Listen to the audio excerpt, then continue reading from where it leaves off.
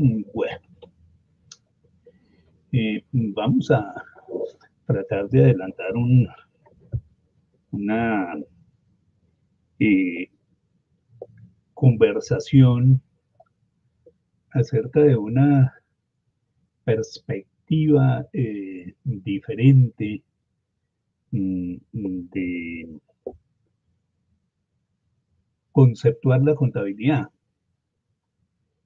y que tiene que indudablemente partir de una crítica de la contabilidad actual, y que a partir de esa crítica nos va a permitir identificar algunos problemas de carácter epistemológico, de carácter ontológico y de carácter lógico, eh, que impiden que la contabilidad pueda consolidarse como un saber emancipatorio. Eh, Esa es como la pretensión general que yo voy a tratar de desarrollar. Esto me salió corriendo, yo tiene mucho afán. Yo voy a hacer unas anotaciones muy breves de algunos elementos sobre el desarrollo de la contabilidad. Tienen que ser breves porque aspiro a dedicarle el grueso del tiempo a la parte final, que es la que tiene que ver con la presentación de esa alternativa de constitución de la contabilidad como un corpus de conocimiento. Simplemente voy a decir que en sus orígenes la contabilidad desarrolló básicamente tres tendencias. Una primera tendencia fue la de la contabilidad ética, que tiene fundamento fundamentalmente en Grecia, y que está muy sustentada en algunas concepciones aristotélicas, bien incorporadas en algunos textos como la Política o Ética de Nicómaco, en la cual se plantea el concepto del bien común. Se va a hacer un concepto en reiterativo. Ya esta mañana el profesor Edgar Gracia nos dio una gran disertación sobre el tema, lo que me va a excusar a mí de hacer explicaciones profundas. Simplemente voy a decir que esa concepción en síntesis del bien común, planteada por Aristóteles, es una concepción según la cual en las actividades de intercambio se deben distinguir dos mecanismos de ese intercambio. Uno es la economía y otro es la crematística.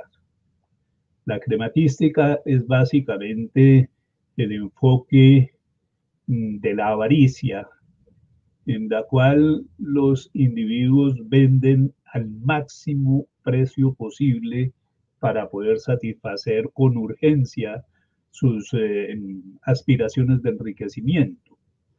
En tanto que la economía, en este discurso, tiene que ver específicamente con que el vendedor determina unos precios justos, precio justo, que es la verdadera traducción, entre otras cosas, del fair value, que aquí han traducido como valor razonable, pero la traducción real es precio justo. Claro está que no quiere decir lo mismo que planteaba Aristóteles de ninguna forma. Y el precio justo él lo concebía como un precio que le permitiera a todos los integrantes de la comunidad acceder a los bienes que les permitiera satisfacer sus necesidades. Ese enfoque, que es lo que va a regular toda una época, una larga época, que en la historia de la economía se conoce como la época de la justicia económica, eh, es la que va a determinar las condiciones de desarrollo tanto en las teorías económicas, por ejemplo, en la teoría económica escolástica, que tiene una producción supremamente amplia y desconocida, como de la contabilidad, ¿sí? Y que solamente viene a agotarse como la práctica social con el acaecimiento del Renacimiento. Una segunda teoría es la contabilidad jurídica, que tiene mm, origen en las tradiciones jurídicas babilónicas. Fundamentalmente, el texto más reconocido es el Código de Hammurabi. Hammurabi, rey de Babilonia, eh, es un gran revolucionario en el sentido de que él transforma la naturaleza del Estado, determinando, por ejemplo, que la administración de justicia es una función del Estado y no una función de los sacerdotes, y emite ese código en el cual se empieza a dar un reconocimiento a la contabilidad como prueba judicial. Es decir, es el origen de eso que hoy tratan de mostrar como la emergencia de un nuevo saber, que es la contabilidad forense, la contabilidad constructora de pruebas. Esa contabilidad jurídica fue absorbida por Roma y fue extendida a a todo el mundo latino, es decir, todo el mundo que compartió el latín como su lengua y que fueron básicamente todas las colonizaciones del Imperio Romano. Allí lo que se hace es darle una gran importancia a la contabilidad como un sistema de construcción de pruebas judiciales. Y está la contabilidad técnica, que tiene origen básicamente en India, que es el primer país que entra a crear, a descubrir, si se, no sé cuál sería la naturaleza del evento, el número cero, del cual se duda que sea número, que no es positivo, que no es negativo. Algunos dicen es el ácaro, aquello donde las cosas son y no son al mismo tiempo, y que se convierte en el elemento fundamental para la determinación de sistemas aritméticos, puesto que permite la incorporación de los números negativos, que son un elemento fundamental para el desarrollo de la contabilidad. Esta teoría de que India es quien inventa el cero está un poco en discusión cuando emerge el conocimiento histórico, por ejemplo, en las culturas americanas, eh, donde se dice que fueron las civilizaciones de Centroamérica y México las que descubrieron el cero 600 años antes de que esto tuviera ocasión en, en la India. Pero yo no voy a profundizar sobre esas cosas. Son simples notas que me van a servir para apoyar algunas argumentaciones. La contabilidad también ha evolucionado desde la perspectiva del lenguaje.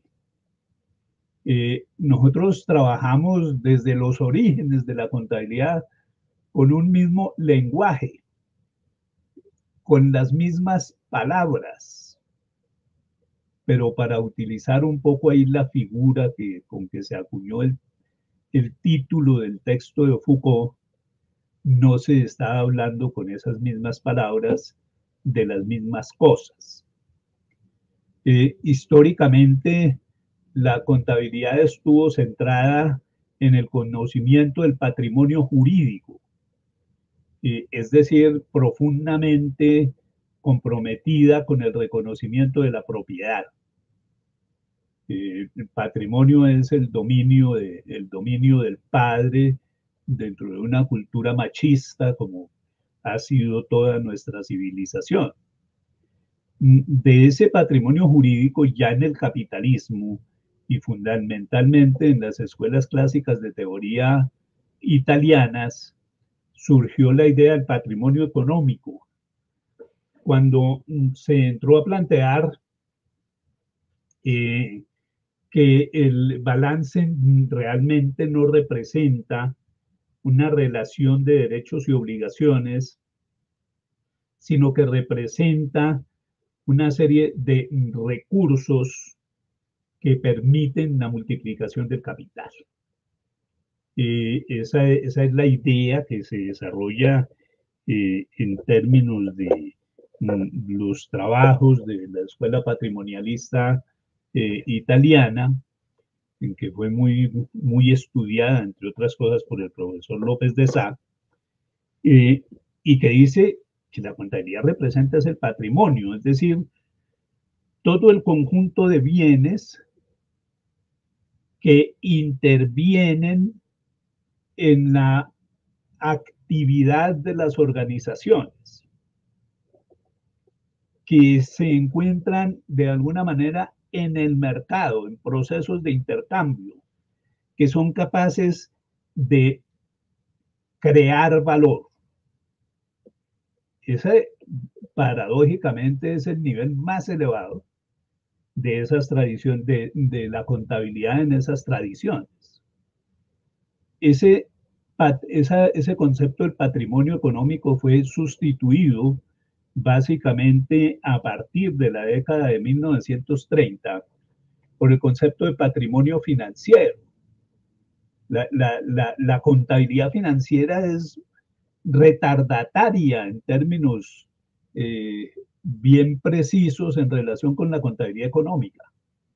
La contabilidad financiera dice: lo único que se incorpora en la representación del patrimonio es el resultado de los flujos monetarios, de los flujos de dinero.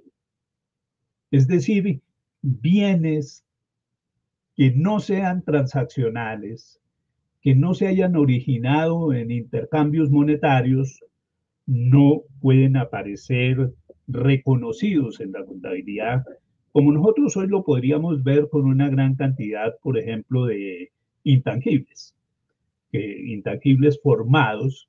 Solamente la contabilidad reconoce intangibles comprados.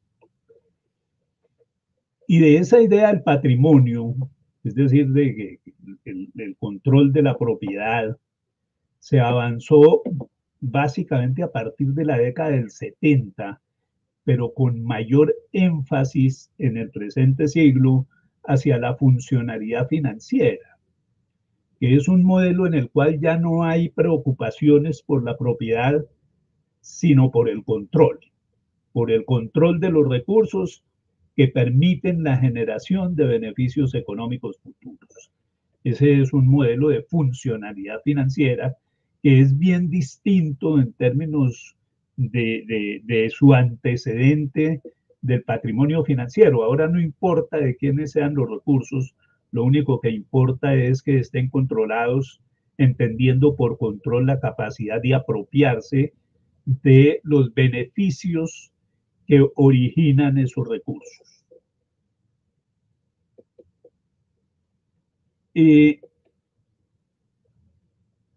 ¿Dónde se han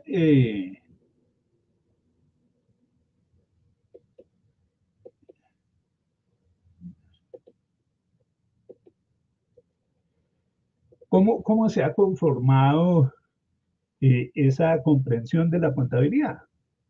Bueno, se ha conformado en términos de cosmovisiones humanas. Digamos que las cosmovisiones humanas son concepciones del mundo, la forma como nosotros concebimos la existencia del mundo y de sus relaciones. Y han habido bastantes. Una de esas es la concepción mítica, que nos plantea que existe una realidad material y existe una esperanza generada en una promesa, y que nosotros llegaremos a alcanzar esa promesa normalmente mediante la mediación del clero y de los dogmas. Por ejemplo, en el cristianismo, nosotros habremos de alcanzar la vida eterna, esa es la promesa. En el confucianismo se alcanzará el nirvana, eh, y a través de un proceso de reencarnaciones, pero siempre se está mirando eso en términos de la promesa del futuro. Y eso hace que la gente se despreocupe mucho por la realidad material porque todas sus expectativas van a estar centradas en la esperanza que solamente pueden alcanzar mediante una práctica de un dogma perfectamente establecido. Existe una cosmovisión filosófica que nos dice básicamente que existen tres mundos: un mundo del empirismo, de los hechos y fenómenos, un mundo de la reflexión que realiza el hombre y un mundo de la ciencia y la cultura, que es la objetivación de las reflexiones desarrolladas por el hombre. Son concepciones a través de las cuales nosotros pretendemos conocer el mundo. ¿Qué ha sucedido con la contabilidad? La contabilidad ha trabajado con base en una cosmovisión según la cual el sistema es la economía, mientras que elementos como la naturaleza, la sociedad, el derecho son subsistemas de la economía. Y en esa percepción la contabilidad siempre ha sido concebida como un instrumento auxiliar, como un subsistema de la economía y el derecho. Las representaciones contables son representaciones económicas y jurídicas, eh, con lo cual la contabilidad es una simple técnica, un recurso instrumental para el conocimiento del sistema. Esa es la tradición contable. La nueva cosmovisión que se plantea para la contabilidad, porque esto pues va a tratar de plantear una transformación, y esa transformación pues tiene que partir de una cosmovisión. Nos indica, y eso está muy fundamentado en teorías desarrolladas, por ejemplo, por Manfred Magniff, en que el sistema es la naturaleza, que la economía, el derecho, la sociedad son subsistemas de la naturaleza. Y la contabilidad en ese marco tiene que construir, tiene como la función de construir representaciones que tienen que ver con las condiciones de la naturaleza, de la economía, del derecho y de la sociedad. Observen que en esta nueva cosmovisión nosotros vamos a tener la oportunidad de mirar las cosas de una forma más autónoma, sin el tutelaje del derecho y la economía, y alcanzamos como la posibilidad de constituirnos como un saber autónomo. Esa es la cosmovisión en la cual vamos a tratar de construir eh, una visión de una contabilidad alternativa. Eh,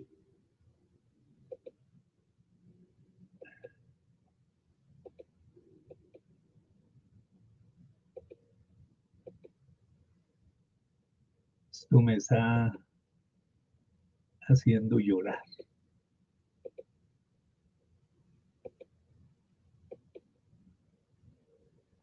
Creo que me perdió algo. Bueno, para avanzar nosotros desde esas teorías 5, 3, no tendré otra posibilidad de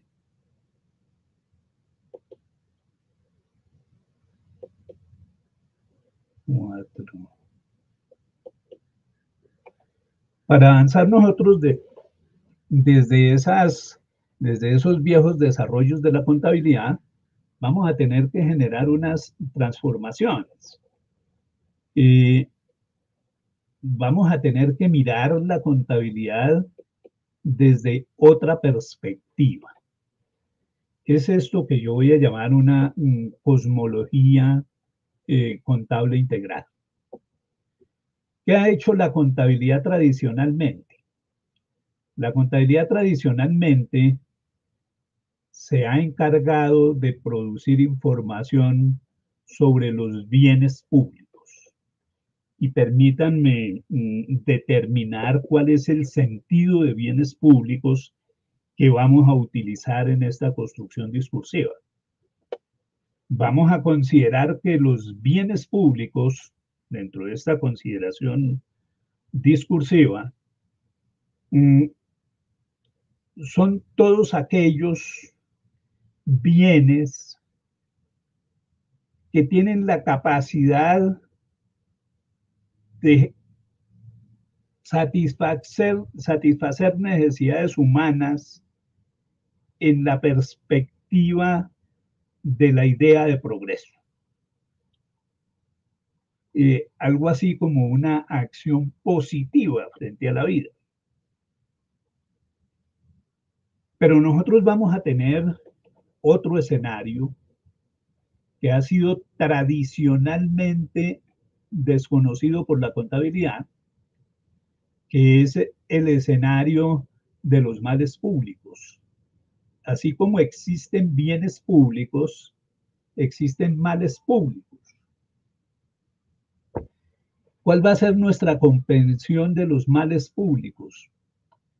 Los males públicos son hechos o son riesgos, es un elemento muy importante para una vida de progreso, para una vida de bienestar. Y podríamos decir que en la intersección de los bienes y los males públicos, pues habrá una zona de transición que nos va a permitir cómo fluyen los bienes y los males públicos en la vida de los entes contables. Si los bienes públicos en sus procesos productivos van generando males públicos, o si la actividad humana va desarrollando la posibilidad de transformar los males públicos en bienes públicos. Esa va a ser la lógica, va a ser la cosmología con que nosotros vamos a intentar plantear una nueva concepción de la contabilidad.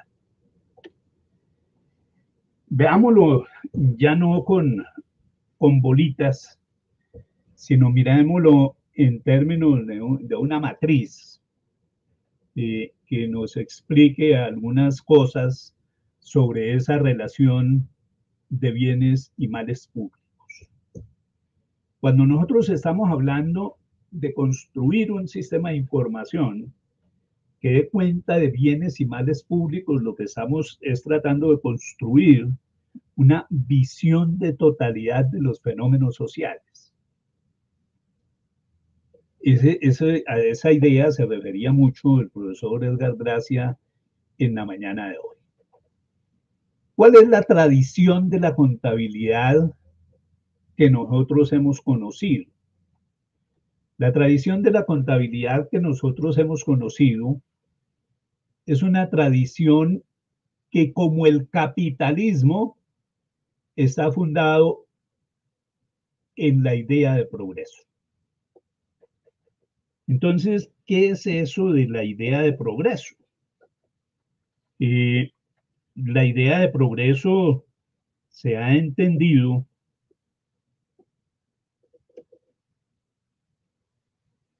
como todo el proceso de la acción humana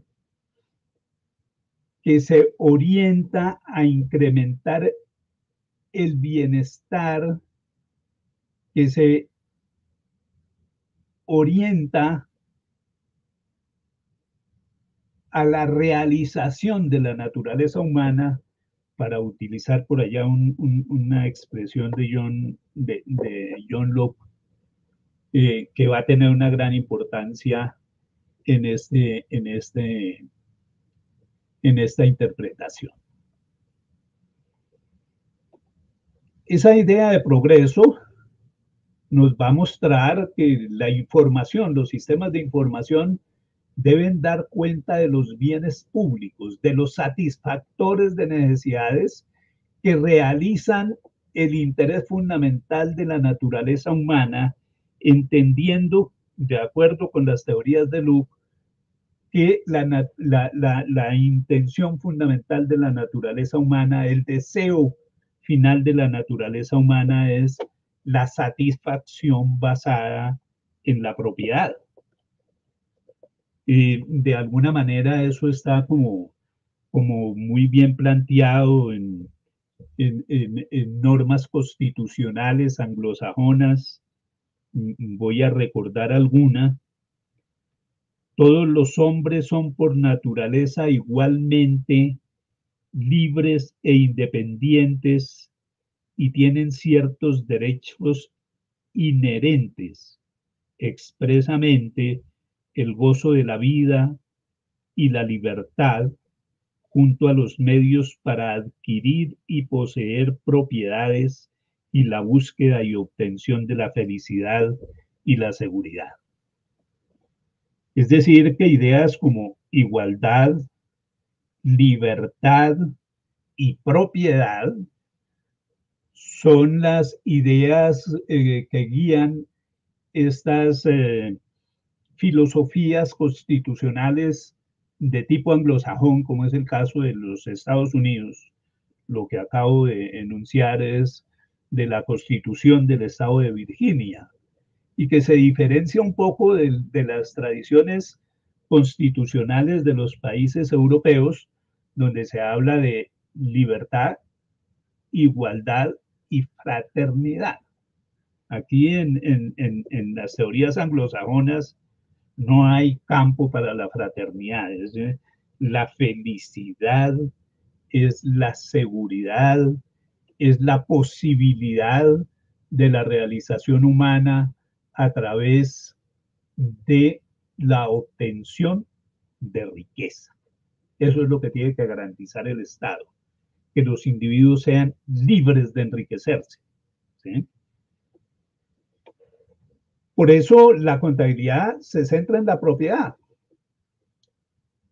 no en otros factores. Locke lo decía, una tierra que no está siendo usada es un baldío.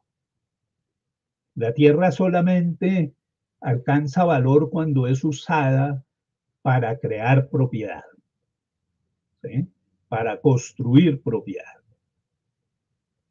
¿En qué está fundamentada toda esta idea del progreso que ha iluminado la sociedad capitalista durante su historia?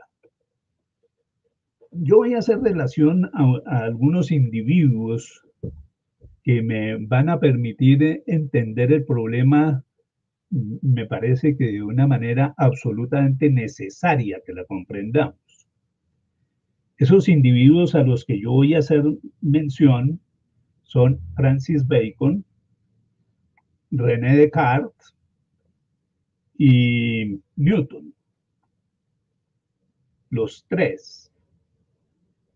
Francis Bacon es el creador del método científico.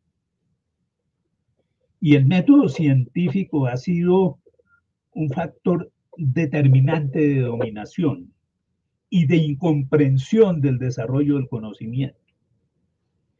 Porque el método científico está fundamentado en la determinación de una relación sujeto-objeto, en que el sujeto no puede ser permeado por el objeto, y el objeto no puede ser permeado por el sujeto. Es decir, son dos entes separados que tienen una interrelación fundamentada en una condición de pureza. La investigación para Bacon en esa relación de sujeto-objeto tiene un propósito. El propósito es que el sujeto en el conocimiento del objeto domine la naturaleza. El dominio de la naturaleza para la satisfacción de la idea de progreso, es decir, de la idea de libertad. El segundo individuo de que voy a hacer mención es de René Descartes. René Descartes crea una separación entre el cuerpo y la razón. ¿Sí? El cuerpo solo existe en cuanto pueda usarse la razón. La razón determina la materia. Y esa determinación siempre tiene que estar representada en términos matesianos, de la matesis, de la cuantificación, de la matemática. Otro elemento importantísimo en términos del desarrollo de la contabilidad. No solo de la contabilidad, sino de otras cosas. Y finalmente viene el planteamiento de Newton. Yo voy a aventurar ahí una teoría o una afirmación que puede resultar extraña.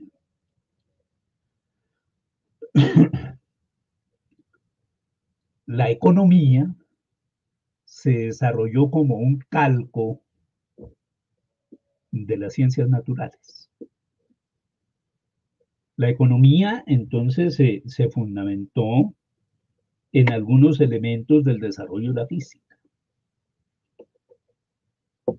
¿Cuáles desarrollos de la física? La primera ley de la termodinámica. Nada se destruye, todo se transforma. Energía y materia se transforman, pero no se destruyen. Primera ley de la termodinámica. El tercer principio de la mecánica planteado por Newton. Toda acción genera una reacción de la misma intensidad. Observen ustedes que esto nos empieza a permitir como entender algunas cosas de la economía. La mano invisible de Smith no es cosa distinta que el tercer principio de la mecánica planteado por Newton. ¿Eh? Esa es la mano invisible. Frente a un comportamiento del mercado se dan unas fuerzas contrarias cuando crecen los precios para retornarlo a su sitio. Toda acción genera una reacción de la misma intensidad. Ellos están tratando de desarrollar el conocimiento social con base en los principios de las ciencias naturales. Entonces ahí tenemos como todos esos elementos que han determinado el desarrollo de la economía y de su instrumento de representación, la contabilidad. Método científico, relación sujeto-objeto, donde la única función del sujeto es dominar al objeto en la perspectiva del enriquecimiento. Segundo elemento de esa estructura, de esa esencia contable, todo tiene que matematizarse. Debe ser objeto de medición, cuantificación. Y tercer elemento de la economía, las leyes de la física, la termodinámica, la primera ley de la termodinámica, nada se destruye, todo se transforma. Y el tercer principio de la mecánica de Newton, toda acción genera su reacción. Con base en eso creamos la contabilidad,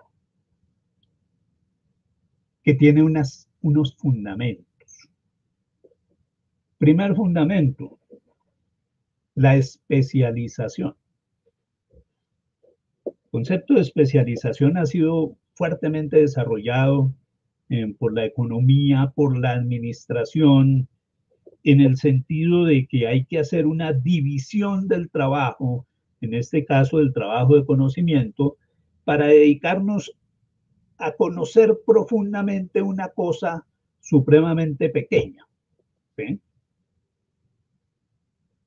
La especialización tiene un problema, y es que genera ocultamiento. Nos permite, por ejemplo, en el mundo de la contabilidad, conocer muy bien los flujos financieros, pero nos oculta la realidad social. Porque la especialización genera un encercamiento del conocimiento en un único elemento que no deja ver el resto. Genera ocultamiento. Segundo elemento del desarrollo de la contabilidad. Segundo fundamento, la eficiencia. La eficiencia antes de la emergencia de las teorías de la administración científica no era un término que perteneciera a los discursos administrativos ni a los discursos económicos. La eficiencia era un término relacionado con la ingeniería. Y se determinaba que en la ingeniería un proceso era eficiente si incorporaba rapidez, precisión y exactitud. Rapidez, precisión y exactitud. Pero era una característica de las máquinas, ¿eh? Y que es un elemento que nos explica, por ejemplo, eso que se ha llamado la alienación del trabajo, del trabajador. Porque el trabajador termina estando al servicio de la máquina, controlado por la máquina y no siendo un controlador de la máquina. Es decir, se despersonaliza, se desfuncionaliza al género humano para que sea simplemente una extensión de la máquina. Tercer elemento de la contabilidad, la productividad. Es un elemento supremamente importante. Está en las teorías clásicas de la economía. El valor se crea por el trabajo. El valor se crea en los procesos de producción. Es el criterio que domina la economía clásica, pero que es objeto de una mutación en la economía neoclásica. La economía neoclásica dice no, el valor lo produce el mercado. Es en el acto del consumo donde se realiza el valor. Y ese acto ese desplazamiento del concepto de valor, de la productividad, es decir, de la influencia del trabajo al mercado, genera un fenómeno importantísimo en contabilidad que se llama la asimetría de la información. ¿En qué consiste eso de la asimetría de la información que surge en el modelo neoclásico? ¿Ah? Eso consiste simple y llanamente en que el comprador no cuenta con información, no puede acceder a la información sobre los costos de producción de un bien y en consecuencia acepta los precios que le imponga el vendedor, porque no tiene bases de decisión. Ese es un elemento supremamente importante. Nosotros ahora hablamos por ahí, está en una gran discusión, hasta un paro parlamentario aquí, con las tarifas de la energía. Esta idea del consumismo y la asimetría de la información está profundamente comprometida en ese fenómeno. Sobre qué, lo que dice la legislación es que las tarifas de la energía se determinan con base en el costo y otras cosas, como los ajustes por inflación. Pero el costo es desconocido por la gente y la nueva contabilidad, la contabilidad de los flujos financieros, lo que nos dice es que el precio se determina con base en las expectativas del vendedor. ¿Cuáles son las expectativas del vendedor en el discurso contable? Pues el valor razonable. Entonces, sobre valores razonables determinan los costos. Es decir, esos costos ya incorporan un margen de ganancia y es objeto de un nuevo margen de acuerdo a la fórmula tarifaria. Y eso hace que los precios sean absolutamente especulativos. Y nosotros nunca hemos hecho un reconocimiento de ese asunto. Viene el problema de la escasez. Los productos son escasos y la escasez determina el comportamiento de los precios. Pero esa escasez está siendo mirada única y exclusivamente alrededor de la mercancía, el fetichismo, y no se mira la escasez en relación a los insumos. Es decir, se hace un nuevo ocultamiento. Y finalmente la contabilidad es un régimen, no es una teoría científica, es un régimen. Desde esa perspectiva, la contabilidad como régimen, tenemos que entenderla dentro de eso que se llama la teoría del régimen internacional. Ese es un discurso supremamente largo. Yo simplemente voy a decir que el régimen internacional es una forma de regulación, de control regulativo, que es determinada por los agentes del mercado y no por los Estados-nación, para optimizar el funcionamiento de sus mercados. En ese sentido es un concepto vago, impreciso, tendencioso. Es como un juego de dados cargados. Distorsiona la realidad al enfatizar lo estático e infravalorar el cambio, reduciéndolo a simples algoritmos, la maticización. Es reduccionista y está anclado en un paradigma de intereses que limita la visión de la realidad. Controla el cuerpo y la mente del operador normativo, léase contador, protege el statu quo y excluye otras agendas. Es decir, ese régimen lo que hace es, en gran medida, distorsionar la contabilidad.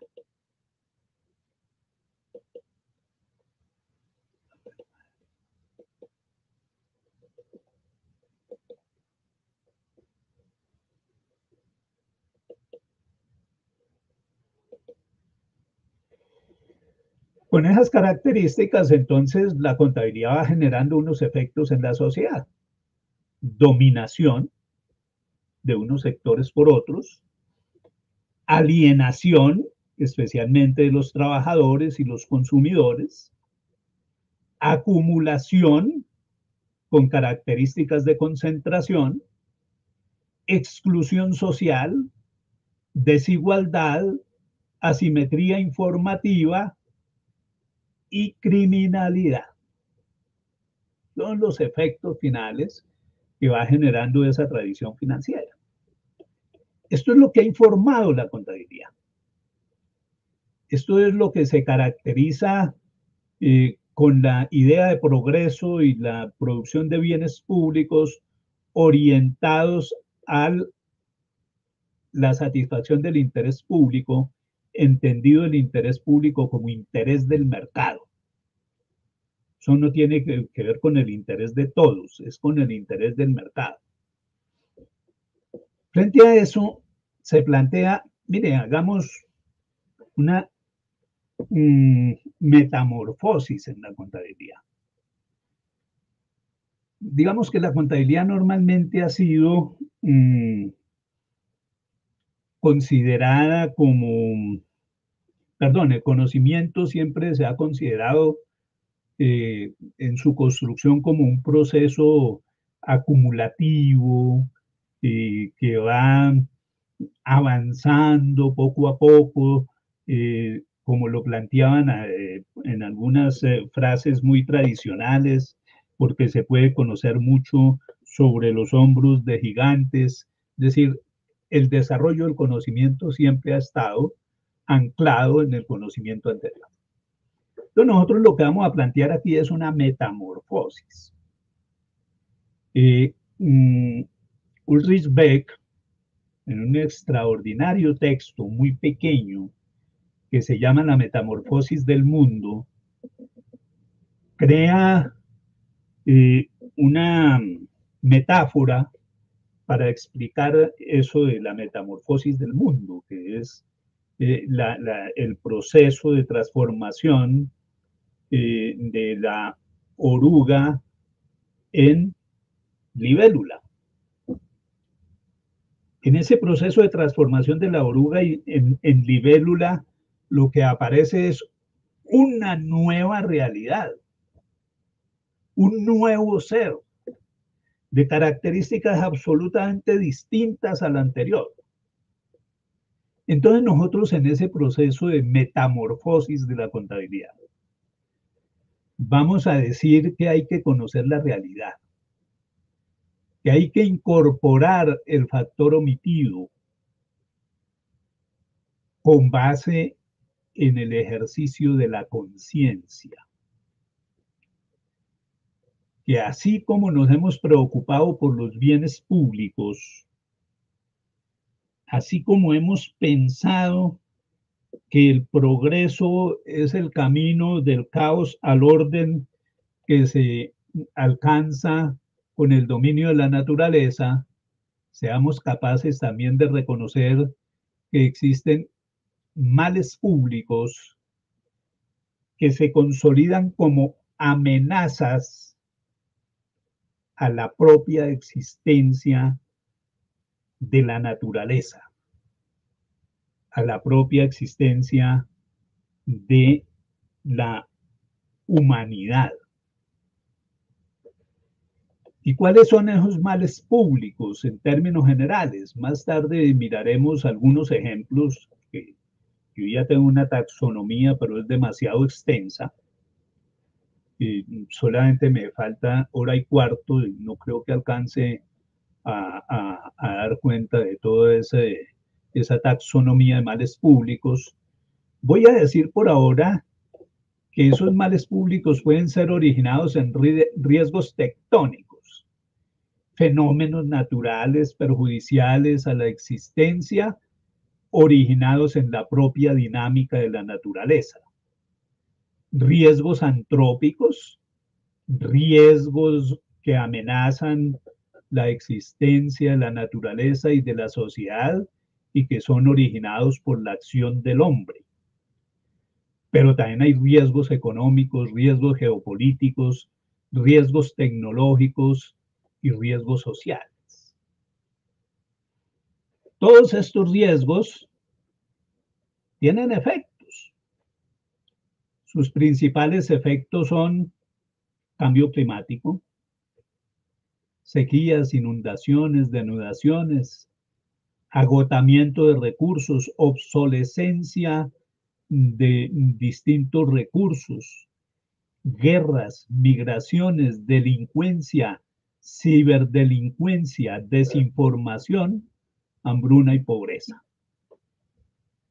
Esos son los efectos que nos van a traer el acaecimiento de esos males públicos. Entonces, en este momento tenemos nosotros como dos extremos de la realidad, de la totalidad de la vida social. De una parte, los bienes públicos, de otra parte, los males públicos. Y entonces se hace un planteamiento de que es necesario realizar unos reportes que nos vayan mostrando transiciones, entendiendo por transiciones las relaciones que se originan por las características de los bienes públicos y de los males públicos, por la interacción de los bienes públicos y los males públicos. La descripción de esas transiciones entre bienes públicos y males públicos va a estar fundamentada en la idea de resiliencia, capacidad de adaptación, que nos permite desarrollar el concepto de ecocontabilidad. Eco viene de oikos, que es casa, hogar, y contabilidad, dejémosla por ahora en sistema de información. Esos informes de transición, entonces, tienen unos fundamentos: la visión de totalidad de los fenómenos de la naturaleza y de la sociedad, la adaptabilidad de los seres para sobrevivir en medio de esa relación de bienes y males públicos, la regeneratividad de la naturaleza, la frugalidad como estilo de vida, la redundancia como abundancia de recursos y, por supuesto, el conocimiento como sustituto del régimen en términos de la construcción del conocimiento contable. Los efectos. Aparece la biofilia. La biofilia es el amor por la naturaleza, el amor por lo vivo, por la biosfera. Autonomía del individuo para tomar sus decisiones en términos de que tiene un conocimiento total de la realidad social y natural del medio en que vive. Genera la idea de distribución, que dice, no, el producto no es orientado exclusivamente a la acumulación, sino que tiene que ser distribuido dentro de esa idea del bien común, entendido dentro de los discursos de la economía del bien, que dice que las relaciones están integradas es por la solidaridad, que están determinadas es por la comunidad de intereses, que generan fenómenos como la solidaridad, la información va a tener una neutralidad que es contraria a las asimetrías de la información y va a despertar un ambiente de justicia en la vida social, todo guiado por el bien común. Aquí yo ya tengo como armado un mapa y entonces, pues claro, todo el mundo puede decir, sí, eso está muy bonito, pero ¿eso cómo se hace? ¿Es posible que eso se pueda realizar? Es una pregunta que viene de inmediato. Eso implica que nosotros tenemos que hacer una transformación de la contabilidad. Es decir, debemos identificar los elementos de la metamorfosis. Esos elementos de la metamorfosis son fundamentalmente un desplazamiento epistemológico en la contabilidad, un desplazamiento lógico, un desplazamiento ontológico, un desplazamiento metodológico y un desplazamiento filológico. Voy a tomar esto con un poco de desorden por aquellas cosas del tiempo. Y entonces voy a empezar por decir, mire, el primer elemento del desplazamiento lógico es que vamos a sustituir un principio, vamos a eliminar de las construcciones discursivas un elemento de la lógica clásica, que es el tercero excluido. El tercero excluido es el fundamento de la especialidad. Y vamos a sustituir ese tercero excluido por el tercero incluido para poder alcanzar una visión de totalidad. ¿Eh? El desplazamiento filológico tiene que estar referido hacia la construcción de conceptos. Por ahí decían, la función de Guattari, Deleuze, decían, la función de la filosofía es la creación de conceptos, donde nosotros entremos a crear un lenguaje de la contabilidad que sea correspondiente con las características de la naturaleza y de la sociedad. Voy a dejar esos dos elementos, no, voy a utilizar de una vez un tercero en ese análisis de desplazamientos. El desplazamiento metodológico. Nosotros hemos venido trabajando con base en el método científico. Y el método científico está determinado dentro de una cadena, ya cadena causal, que es la cadena causa-efecto. Todo efecto tiene una causa, toda causa genera un efecto. Eso da una linealidad excluyente. ¿Sí? Y vamos a decir no.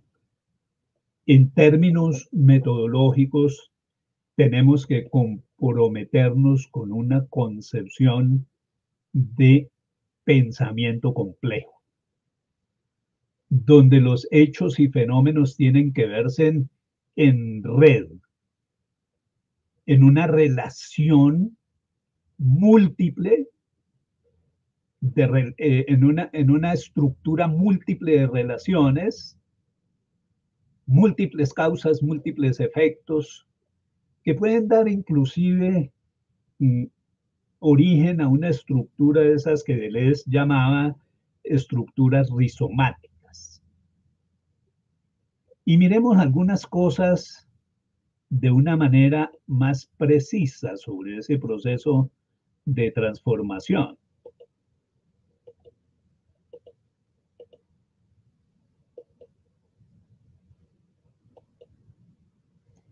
Y vamos a mirar la transformación que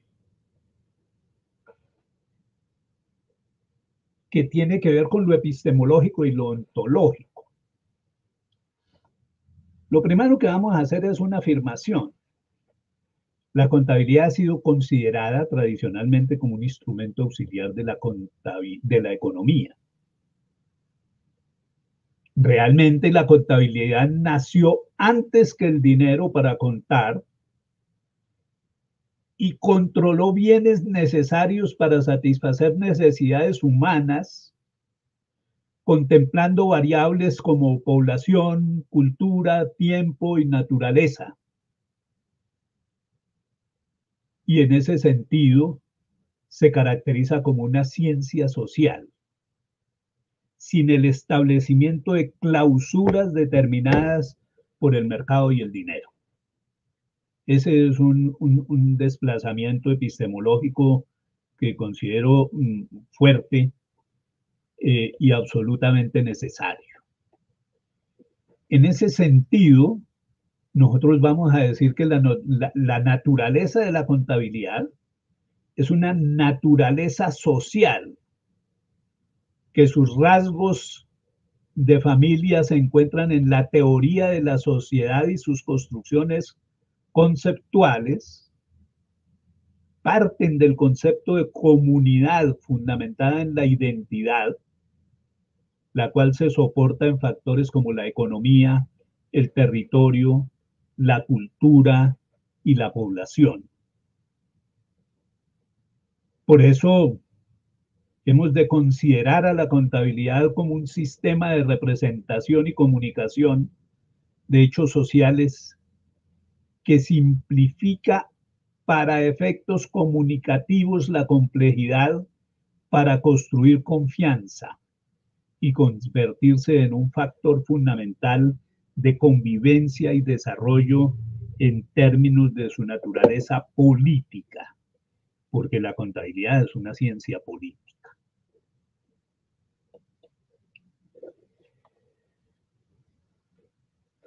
¿Cómo vamos a determinar desde el punto de vista procedimental esa metamorfosis de la contabilidad? Vamos a hacer mediante la contametría. Desde luego, este pequeño cuadrito pues nos podría llevar unas 6 horas en su explicación. Yo voy a hacer una presentación solamente de unos 3 o 4 elementos que me parecen fundamentales para la comprensión del proceso de metamorfosis. En primer lugar, nosotros tenemos un desplazamiento ontológico de lo que es. ¿Qué ha hecho la contabilidad hasta ahora? Tomar como su objeto la organización y sus flujos financieros. La organización y sus flujos financieros. Por eso nos dice, cuando nosotros decimos que el ente, el ente contable es el ente económico, es la empresa. Nosotros vamos a decir no. El objeto de contabilidad es la dimensión social, integrada por la economía, la cultura, el territorio y la población. 4 elementos que son los que generan la identidad. Inclusive yo podría sustituir todos estos 4 elementos por uno solo, el territorio. Por allá en las décadas del 70, hace 50 años, había unos fuertes movimientos campesinos en Colombia que agitaban unas reivindicaciones, la tierra para el que la trabaja. Ellos estaban pidiendo propiedad de la tierra para desarrollar sus actividades productivas. Hoy los campesinos no luchan por la tierra, luchan por el territorio. Porque el territorio no solamente es el suelo y los recursos que hayan en él, sino que el territorio es simultáneamente la población, la cultura, la economía y las relaciones de poder que se dan en esa determinada comunidad. Y eso es lo que va a ser para nosotros el objeto de información de la contabilidad y que aquí llamamos dimensión social. Esta estructura contamétrica es digámoslo, un paradigma tecnocientífico y me parece que ahí también tengo que hacer una aclaración supremamente puntual. Paradigma tecnocientífico rompe con algunas separaciones que han sido tradicionales en el desarrollo del conocimiento. Hoy hemos oído las afirmaciones en varias conferencias. Para que haya práctica se necesita teoría. Y entonces nosotros vivimos esperando que surja una teoría a ver cómo construimos la práctica. En una estructura tecnocientífica, práctica y teoría corren al mismo ritmo. La teoría va construyendo prácticas, las prácticas van construyendo teorías en una relación dialéctica e instantánea. No hay una real separación de esos conceptos de teoría y práctica en términos de la construcción de sus fundamentos, de sus características, de sus propiedades. Ese es un elemento que hay que mirar en esta estructura. El otro elemento de esa estructura es que normalmente nos han dicho, pero eso de la ética es separado del conocimiento. El conocimiento se produce y ya es problema del hombre si le da un uso bueno o malo. Algo así como decía Carrasquilla. Todos ustedes saben quién es Carrasquilla, el de los huevos de 1800. Que en una conversación de amigos decía, no, la economía es la ciencia de la riqueza, de cómo es que vamos a conseguir la riqueza, y eso de la ética es un problema de monjas. Es decir, eso es aparte, eso no está integrado, no, aquí estamos diciendo, hay una dimensión praxeológica de la estructura tecnocientífica que nos obliga a estudiar las decisiones humanas que se toman alrededor de ese paradigma tecnocientífico, que debe preocuparse por problemas como la verdad, como el bien común, como el interés propio, como las presiones externas en términos de las decisiones que han de tomarse en la funcionalidad de esa estructura tecnocientífica. Y voy a hacer relación a unas 4 cositas que tienen que ver con la dimensión instrumental de la contabilidad. El primer elemento que se está planteando de la dimensión instrumental de la contabilidad es la teleologización. Una palabra bastante rara, se la debo a una discusión con el colega Mauricio Gómez, que vimos por allá en el Encuentro de Pensamiento Contable en la ciudad de Manizales. Pero que yo voy a explicar de una manera supremamente sencilla. La contabilidad actual tiene un objetivo: defender unos intereses. El objetivo de la contabilidad financiera es facilitar las decisiones de los inversores. La contabilidad es para los inversores. Privilegia los intereses de los inversores. Ese es su único objetivo. Tele es hacia dónde vamos. Entonces nosotros vamos a decir, no, la contabilidad es multiteleológica. Puede tener múltiples objetivos de acuerdo a los intereses de la información que se quiera construir. Hay múltiples objetivos en la contabilidad. Pueden ser objetivos relacionados, eh, por ejemplo, con la conservación ambiental, con la solidaridad humana, mm, con los derechos humanos. Pueden ser muchísimos. Segundo elemento, la entificación. ¿Qué nos han dicho a nosotros sobre los entes contables? No, el ente contable es la empresa. Y esa es la teoría básica. Después eso se fue ampliando y hoy podríamos decir que el ente contable es la organización, que es un concepto más abarcador que el de simple empresa,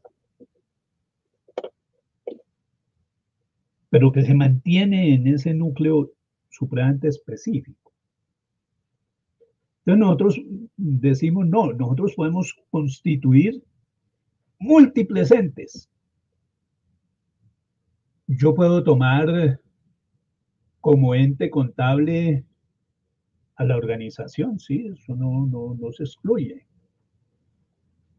Pero para mí un ente contable puede ser una cuenca hidrográfica, puede ser un ecosistema, puede ser una etnia, puede ser un territorio de negritudes, puede ser una reserva indígena.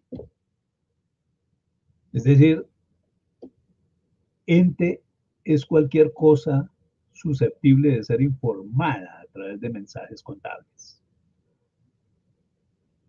Tercer elemento, clasificación. ¿Cómo debo clasificar la información para producir reportes? La clasificación va a estar determinada por la teleologización.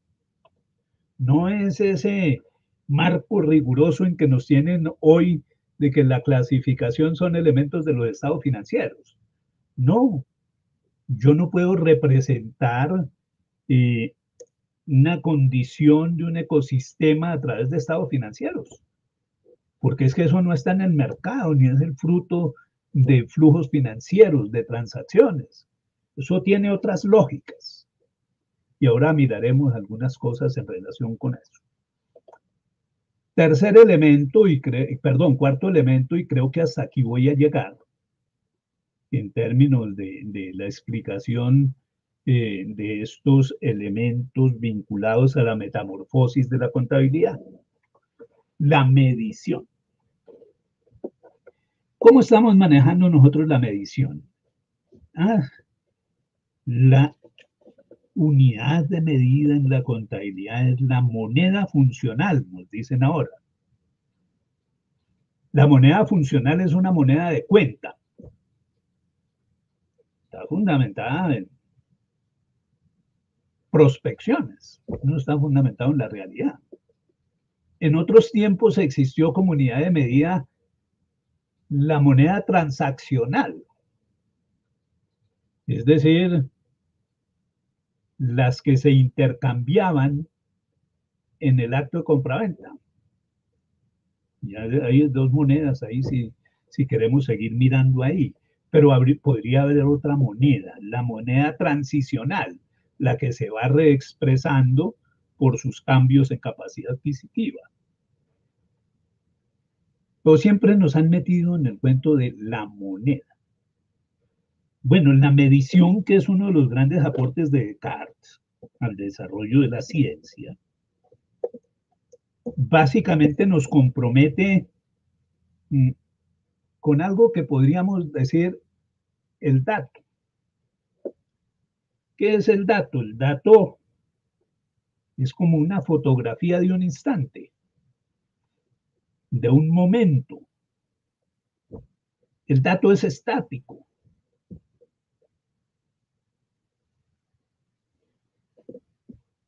Y eso está bien, podemos seguir trabajando muchas cosas con datos.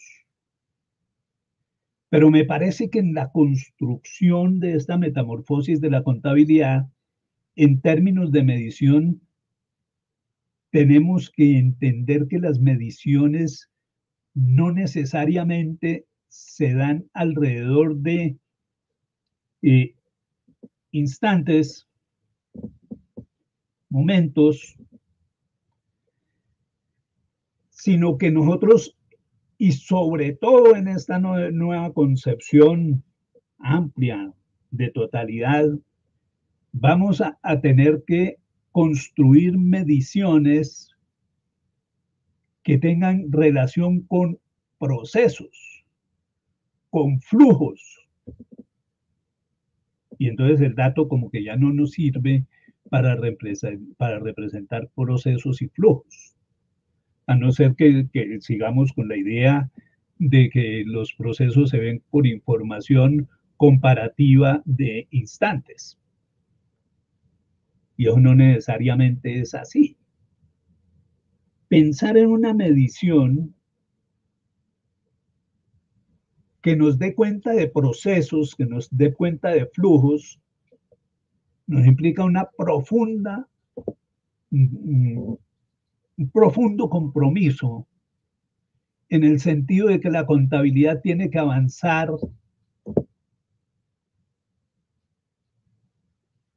en un proceso de transformación en el cual se combine el dato con el relato, porque los factores cualitativos que caracterizan los procesos se encuentran mejor descritos y medidos mediante relatos que mediante datos. Y ese va a ser uno de los desafíos supremamente fuertes en términos de la transformación de la contabilidad.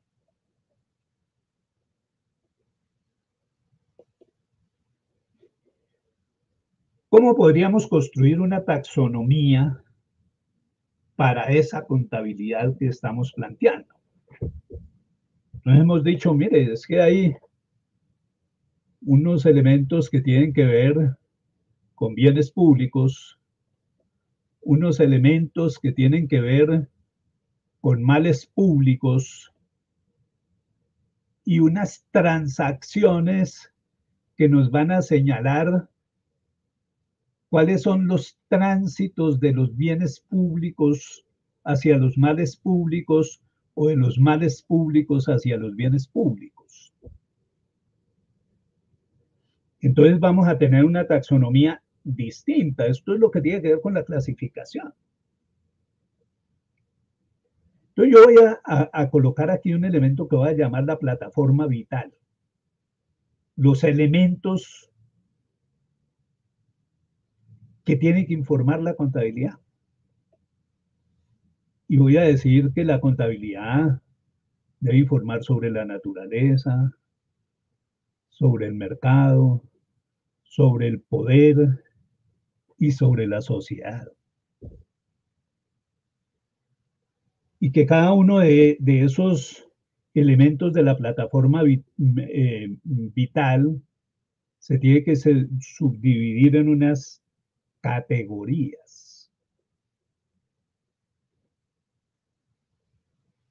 Y entonces tengo que hacer un planteamiento muy general sobre los bienes públicos, porque la intención de mi conferencia de hoy no es hablar sobre bienes públicos, sino sobre males públicos.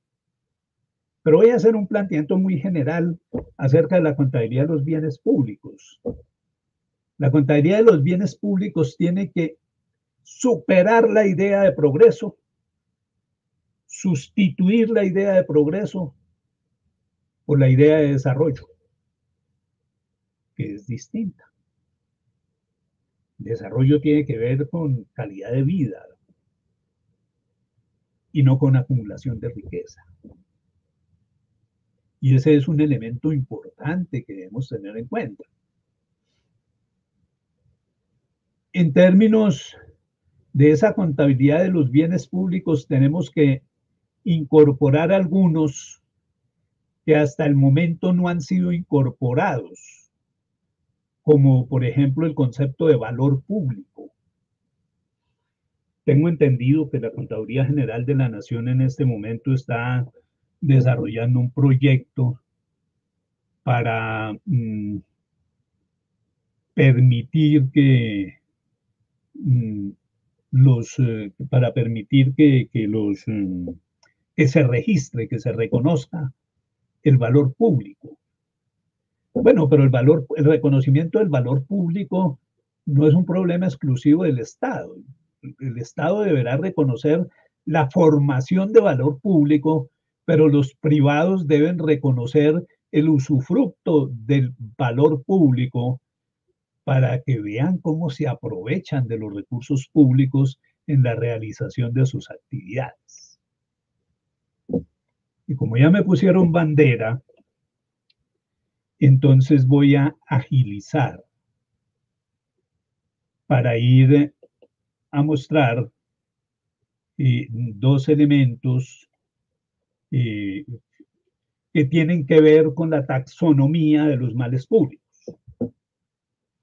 Entonces yo voy a decir, mire, los males públicos pueden ser unos males ambientales de origen tectónico, es decir, de la propia naturaleza, que en términos de economía pueden generar desastres, desplazamientos, igual que en la población, y que culturalmente nos somete a una cultura del miedo. En el territorio, eso se manifiesta en fenómenos como la meteorología extrema, no va a haber tiempo para explicar estos conceptos, fallas geológicas, metamorfismo, sismicidad, vulcanismo, diastrofismo. En términos de mercado, nosotros tenemos distintas actividades de mercado, producción y comercio. Entonces tenemos aquí unos males públicos, la concentración de la propiedad, la sobreproducción, el desaprovisionamiento que se origina fundamentalmente en el agotamiento de recursos naturales no renovables y la obsolescencia que puede tener como dos fuentes. Una fuente de obsolescencia es lo que llama la obsolescencia programada, que está muy en el espíritu del capitalismo, que produce bienes para que demoren poco, generando grandes basureros de desechos. La producción y el comercio generan problemas de insalubridad. Dan origen al concepto de capital humano, entendiendo que el origen neoliberal del capital humano es que cada trabajador es su propio empresario y debe ocuparse de construir su capital de intercambio integrado por capacidad de trabajo, conocimiento y todas esas cosas para ofrecerlo en el mercado. Eso deja de ser un problema de las empresas y se convierte en un problema de los individuos. La contratributación, que hace referencia a todo ese régimen de subsidios que hace que el Estado le pague a marginados fundamentalmente para que puedan sobrevivir. Y esa también es una característica del neoliberalismo. Claro, en nuestro país la contratributación se la aplican también a empresas que es que para salvarlas, porque pobrecitas, cómo sufren. Movilidad descendente, y todo eso en el territorio genera sobreproducción, desechos y desaprovisionamiento. Agricultura, y como yo ya no voy dando sino algunos ejemplos, voy a hablar unas cosas muy cortas sobre agricultura. Hay amenazas de concentración, de monocultivo. Los monocultivos generan desertización. El uso de agroquímicos que generan gases de efecto invernadero e incomunicación de las fincas productivas con las urbes. Eso en términos de territorio genera desertización, deforestación, defaunación, necrobiodiversidad y por supuesto efecto invernadero. Hubiera querido hacer un análisis muy detallado del concepto de servicios públicos, pero realmente las condiciones del tiempo me lo impiden. Cada uno de estos yo les voy a hacer compartir esta presentación. Cada una de estas acciones de los mercados va generando unos riesgos, unos males públicos que nosotros debemos reconocer, clasificar, medir, valorar para integrarlos en el sistema contable. Y finalmente, hay cuestiones que no son del mercado, pero que son de la contabilidad. El poder y la política. ¿Cuáles son los males públicos que genera la gobernanza? La internacionalización, la seguridad. Entonces ahí vamos a encontrar nosotros una serie de listados de esos males públicos que se generan por esos fenómenos. Y en términos de sociedad, en la organización social, ¿cuáles son los males económicos, los males poblacionales, los males culturales y los males del territorio que se generan por esa acción de la sociedad? Y aquí tenemos unos elementos que son supremamente importantes, como el de la salud, como el del conocimiento, pero por ejemplo uno muy interesante, la comunicación. ¿Cómo hay que representar los efectos del terrorismo mediático, por ejemplo, que genera problemas de salud mental, de contaminación emocional, de analfabetismo político, de excedente conductual, que es el sometimiento de la gente por aquello de las redes a las arbitrariedades del consumo y de la política? Todo eso tenemos que reconocerlo y todo eso tenemos que valorarlo.